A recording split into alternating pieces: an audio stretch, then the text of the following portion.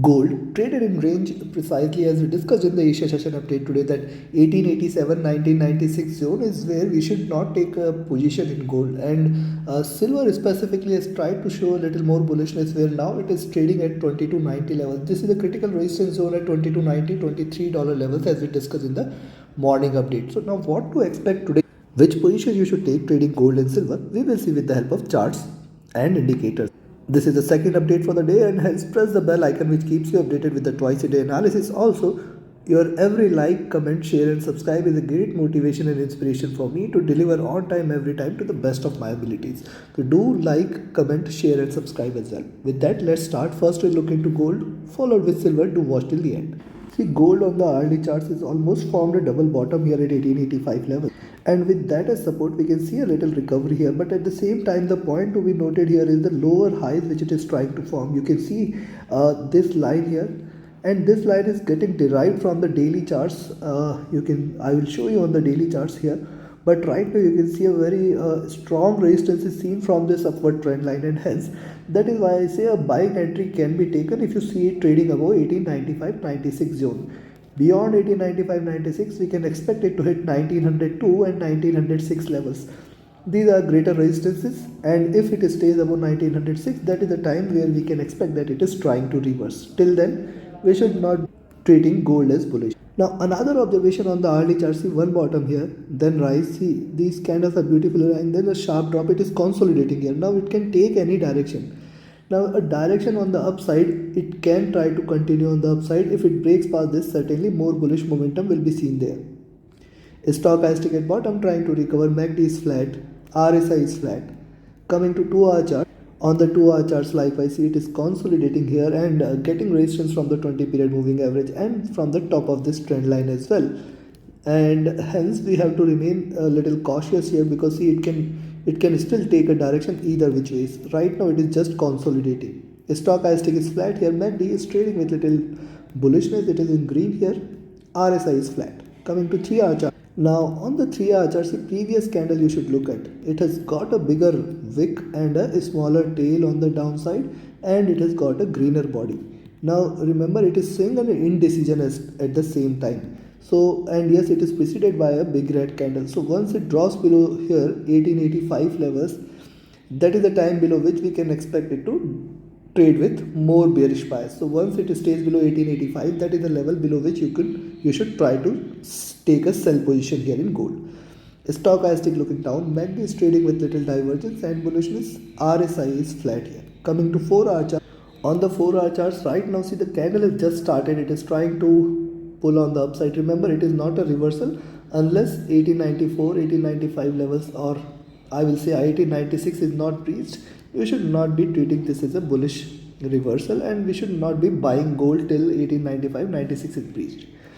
Stochastic is flat here, MACD is trading with little divergence and bullishness, and RSI is also looking upwards. Coming to the day, now look at daily charts. This is the line which I talked about. This is the line getting derived from here, and you can see once it translates from daily charts to the hourly charts, you will find this line giving it a very good resistance. You can see this. See this candle precisely getting reversed from the same zone. But if you see on the daily charts, you will find the prices are outside the zone, and it is trying to stay bullish. Also, one must note that the double bottom levels are done here almost from the same levels it is trying to reverse, and thus possibly once it stays below 1895-96 is where one can expect it to reverse. Stochastic is oversold. This calls for a possible recovery from here in gold prices, and the MACD is still bearish, it can possibly converge.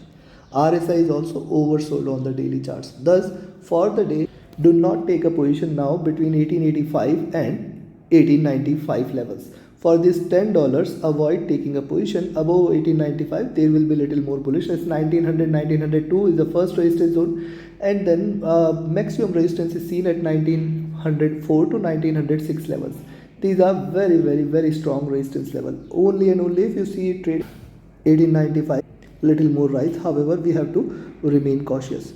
Now on the upside, on the downside, I will say a sell entry can be taken at 1885 with the caution that 1880.5 first target, below 1880.5 levels we are going to look at 1870. If not today, then possibly by tomorrow, but it is going to fill the gap which is there at 1870. So you have to be alert there.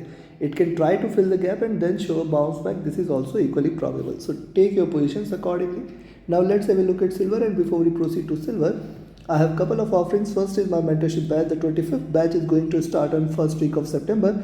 Register yourself now itself. Reach out to me for more details. See, equip yourself with the right tools, techniques and strategies in order to trade profitably, and hence reach out to me for more details on same.